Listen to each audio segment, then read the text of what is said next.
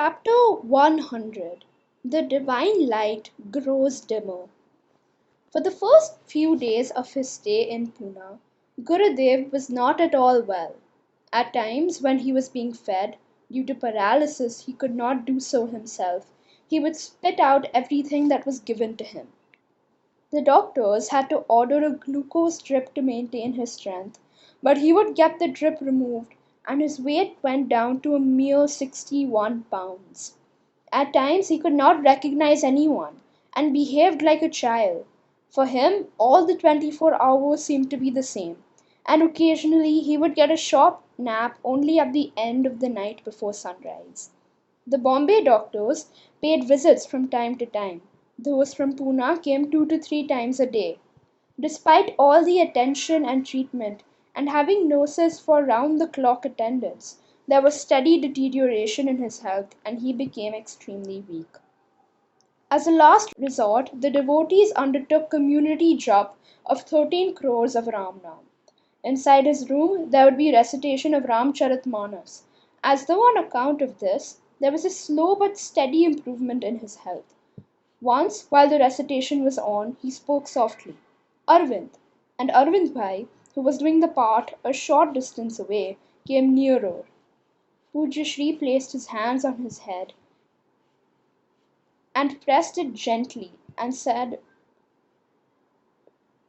and looked at him with a steady, loving gaze. Arvind Bhai was shaken by it, and in a choked voice with emotions, "Baba, Baba, please leave the sick bed and get up. Even if it be necessary, I am willing to exchange my and my entire family's life in return for yours. Please get up. I cannot bear this any longer." And tears welled up in his eyes. A couple of minutes passed. Then, with absolute self-control, Gurudev spoke. "Arvind, now it is a lost cause. My illness is incurable. Better concentrate on the task that you have undertaken. May you fare well and may God give you happiness and joy." "Baba, I am your child, and a child gets lost without their mother. What can I do without you?" asked Arvind Bhai. Pujya Shri took hold of both his hands in his own, and pressing them gently, he said, "Arvind, I am always with you." From October onwards, one doctor would always be there around the clock to look after his health. Dr. Babu Bhai Ghelani from Bombay, and on his arrival, Gurudev said, "The meritorious acts of your past birth have brought you to me." Babu Bhai would sit near Gurudev most of the time, and frankly ask various questions to which Pujya Shri would reply satisfactorily. Once he asked Bapu, "Despite having so many saints in our country, why are we in distress?" Gurudev: "True, we may have many siddhas and mahatmas. One true saint has the power to keep people happy and contented within an 80-mile radius, and do whatever he chooses. But all true saints are not willing to do so. Secondly, this country has become too unfit for a true saint. I too wish to relinquish this body and leave." The next day he told Babu Bhai, "Listen, some visitors are expected tomorrow and my health will deteriorate. You better be vigilant." As predicted, the visitors came, and Gurudev had a severe coughing spell, and despite medication and injections, it took 3.5 hours to bring it under control. Babu Bhai asked in the evening, "Bapu, how could you have such advanced knowledge?" Pujya Shri: "All my visitors do not possess good vibrations. Their bad vibrations can affect my health." On the occasion of Arvind Bhai's birthday, Srikhand was prepared.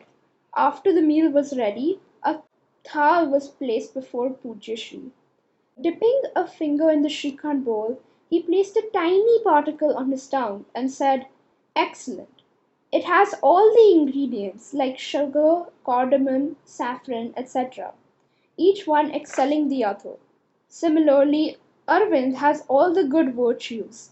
Yet, like the mild sourness of Srikhand, he also has a temper, which is essential to manage the large organization he heads. Yet to advance on the spiritual path, that same temper would be an obstruction.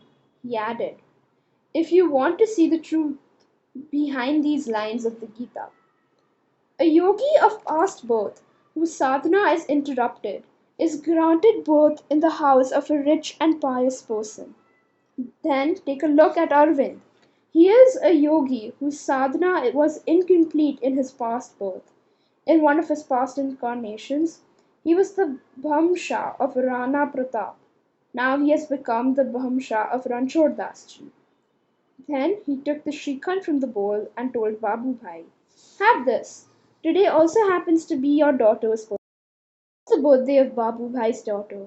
In addition, without being asked, Pujya Shri told him all the details of his family background, mode of worship, financial condition, his father's business, and about the misbehavior of their relatives towards his family, as though he himself had experienced all of this in person.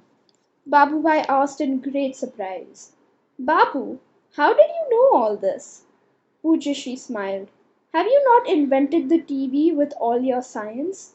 Similarly, in yoga, we have such powers of vision at a distance, both in time and space.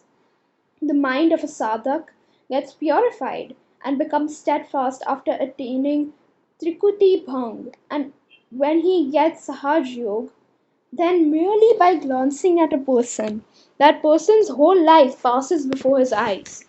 And if he concentrates on an object, he learns all about its basic characteristics. The yogi who succeeds in awakening his kundalini and unites it with Saharashtra by piercing the intervening major six centers of consciousness acquires several miraculous siddhis. What may appear impossible or imaginary today is proved scientifically at a future date. The recently manned landing on the moon is a concrete example. Similarly, a yogi can perform feats which are not acceptable to our intellect. The yogic science, though very difficult, is deep and profound. If we would achieve synthesis of science and yoga, then the world would literally turn into heaven. On the day of Babu Bhai's departure for Bombay, Pujya Shri became quite emotional. Babu Bhai said, I have not been of much service to you. Now you have the services of the greatest specialists, and they in turn consider themselves fortunate for the opportunity of being to service to you.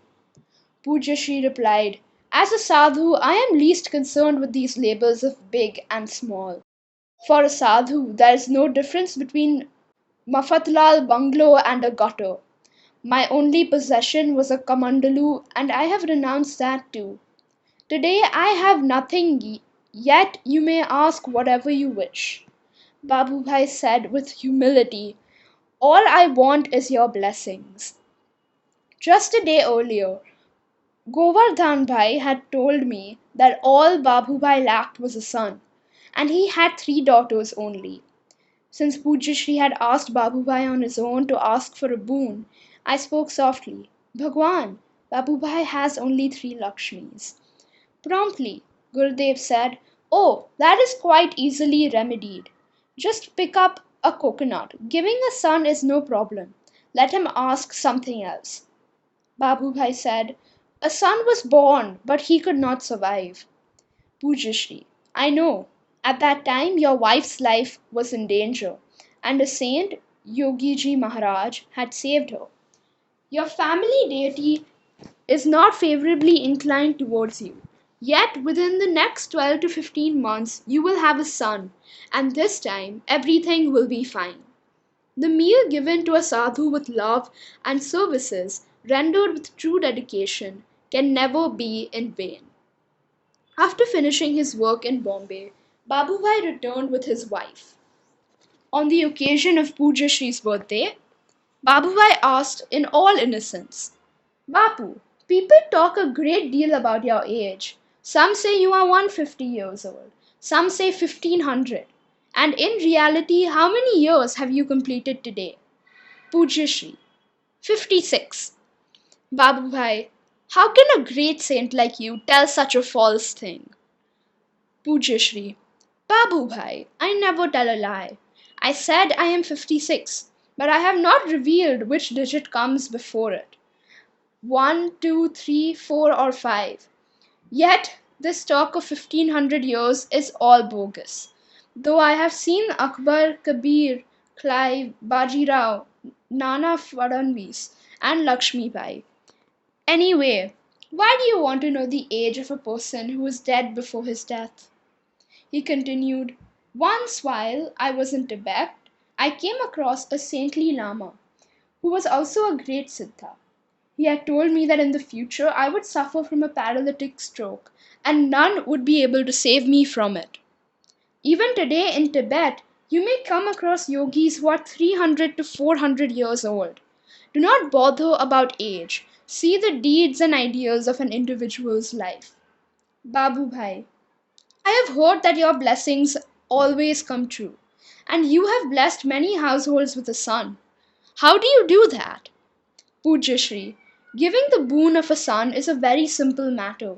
Just see how our Arvind Bhai manages such a gigantic enterprise, for which he need not remain physically present at all places. His trusted managers administer the mills and work accordingly to the directions given to them by Arvind Bhai. Similarly, this world can be compared to a mill owned by God. The sadhus are endowed with special powers of managing it. These managers, sadhus, are further authorized to give blessings. A true sadhu is also authorized to change even the destiny by blessings. A true sadhu's real power lies in his devotion and dedication unto God. He will never ask anything for himself, because if he asks for something, then he has to pay the price in one form or another. A sadhu's blessing can work miracles in life, because it is the power of Almighty God that works through such blessings. After a while, he took Babu Bhai's hand in his own and gently rubbing his right hand over it, he said, mark my words, Babu Bhai too will have a son, and this time your wife's health will be also fine. Despite his horoscope and predictions of other astrologers, Babu Bhai got a son by Gurudev's blessings within the next 12 months, and his wife's health was also absolutely normal. To commemorate Gurudev's boon, the boy was named Ashish. Chuni Bhai once asked Gurudev, your x-rays are clear, the heart has no defect, and your lungs are also relatively clear. Then why so much suffering? Pujya Shri said, listen, despite being gods, Shivji sleeps on the Himalayas. Vishnu sleeps on the bed of snakes at the bottom of the ocean, and Brahma works like a potter. All these are resultants of our actions. And so, doctor, you better continue to treat me as an ordinary patient and not a Mahatma. Pujya Shri had a profound knowledge of Ayurveda and could cure various ailments with ease. He could describe the characteristics of several Ayurvedic ingredients in great and minute details, as though the standard reference books like Charak Samhita and Nighantu were on the tip of his tongue. Yet for his own illness, he followed his doctor's orders meticulously, and even when they prescribed an article of food or medicine which was unpalatable, he would follow the doctor's orders without arguments. The different capsules for asthma, cough, vitamins, etc. would be mixed in water, and as soon as the mixture was ready, he would remark, so my Panchamrut is ready, and then he would drink it in one gulp. Once, after measuring his lung capacity for the first time after the paralytic stroke, with various machines, he was taken out for a car ride, and then fresh results on these machines showed increased capacity. And the puzzled doctor asked, Bapu, any other patient under similar conditions would have reacted in quite an opposite manner. How could this happen? He replied with a smile, we sadhus are accustomed to open air, and therefore the same suits us better than the atmosphere of a confined bungalow. On one occasion, he was asked, how can we realize the Atman? And what would be our experience at that time? Pujya Shri, it is impossible to realize the Atman without complete surrender of yourself unto God and total purity in your thoughts, speech, and actions. A vendor of sweets can tell you how to prepare such sweets. He can also give you a sample, a few pieces of that sweet to eat for yourself. But that experience that comes by eating those pieces is realized only when you can actually eat them. The same applies to self-realization. That is a matter of experience which cannot be discussed or expressed by mere words. Once, during a fit of intermittent coughing, Gurudev sang a Gujarati folk song, which means, "O Guruji, I will sing thy name and praises of Govind in old age, because if I sing now, my wife objects. My mother-in-law objects. So let me sing the same in old age." Thereby, jocularly, Pujya Shri reminds us that when we are young, we postpone bhakti thinking. Now is the time to enjoy life. Lord's name can be taken later. But when that time comes, we are so oppressed by bodily ills that despite our inclinations, in old age we are not able to truly devote ourselves to the service of the Lord, and we realize that our whole life has passed by in vain. At such times, when Pujya Shri sang this song, the heavy atmosphere in his room would get a bit lightened. He would always say, "You saw me coughing," and while coughing, one can only say "Hi Hi" and not "Ram Ram," and therefore make bhajan a part of your daily routine, as natural and regular as your bhojan. Despite his full cooperation and round-the-clock medical care, Gurudev had a sudden and severe attack of dysentery. A special commode chair was arranged for him, and would be brought in when he would say chair.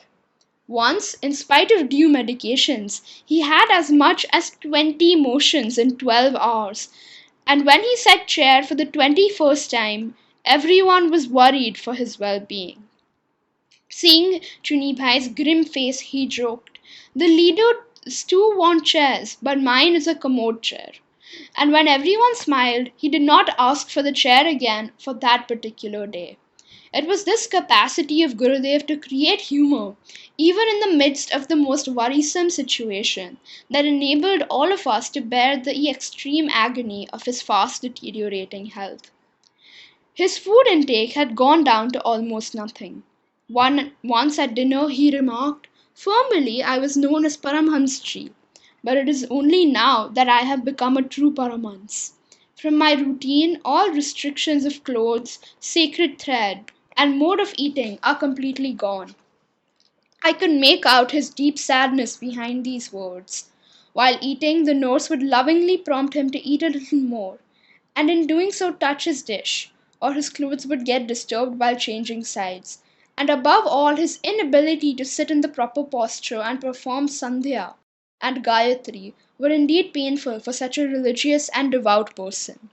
And even when he was in deep sleep in the night, the chant of Ram would be coming out of his lips, though in a muffled voice. While waking up, he would often sing the following Hindi bhajan: "O Ram, friend of the meek and the humble, have at least this much mercy on me. I am enfeebled while fighting with the worldly delusions. Do come to my aid and carry on the fight on my behalf. Please have this much mercy on me.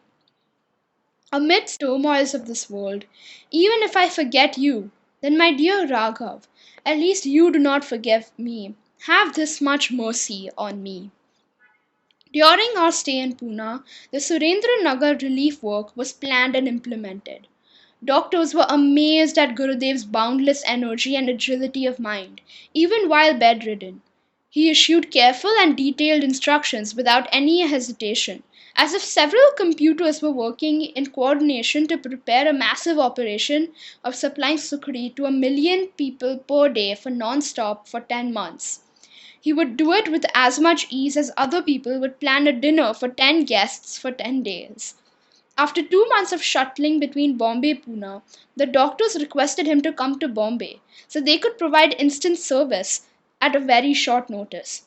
He merely said, "Do whatever you think fit," then called Ram Bhai and said, "Ram, we are going to Bombay, and if possible, we will stay at Surya apartment." On 7th March, Pujya Shri was brought to Bombay. The wheels of life are slowing down. Though slowing, they run smoothly. Jai Bhagwan. Sarve Sukhina Santu, Sarve Santu Niramaya, Sarve Bhadrani Pashyantu, Ma Kaschit Dukhamapnuyat.